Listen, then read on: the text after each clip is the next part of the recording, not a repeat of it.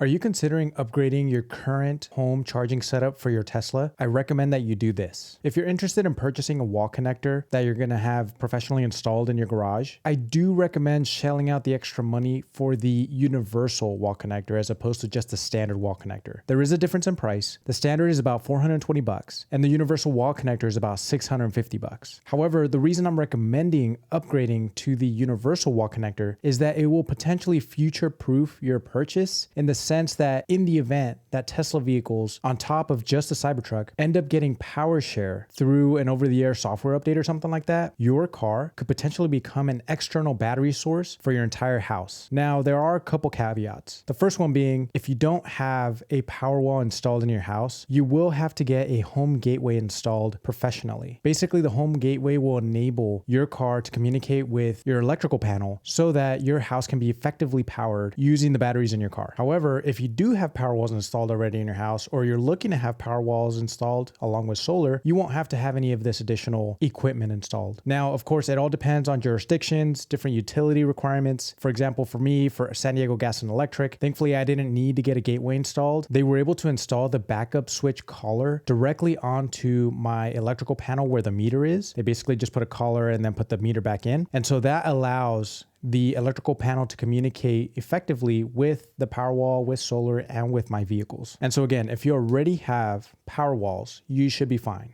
You shouldn't need to install any additional equipment. If you're planning on also getting Powerwalls, the recommendation is that you install your Powerwalls first, whether or not you're getting solar, but you install that first, and then you install the wall connector. Now, this isn't a guarantee that your car will in the future be able to power your home. However, Elon has stated, and I think other execs at Tesla have stated, that PowerShare could potentially come to other vehicles in the medium to long term, usually through an over-the-air software update. So it could just be a matter of time. There isn't a lot of clarity on whether vehicles right now have the physical capabilities, the technical capabilities to do PowerShare like the Cybertruck does. However, I think it might just be a matter of time before we get a little bit of clarity on what that would entail. I will say that is what I did here at my house. I went ahead and paid a little bit extra for the universal wall connector in order to future-proof my home in the event that PowerShare does come to all Tesla vehicles. And on top of that, I do have relatives that have non-Teslas that visit, and if they wanted to charge their car, it has the standard J1772 adapter, so that way they can just plug in their normal EVs, because we know Teslas aren't just normal cars, and they can still charge while they're here. So it is convenient to know that they can also have the capability to charge without having to bring their own adapters. So anyway, to recap,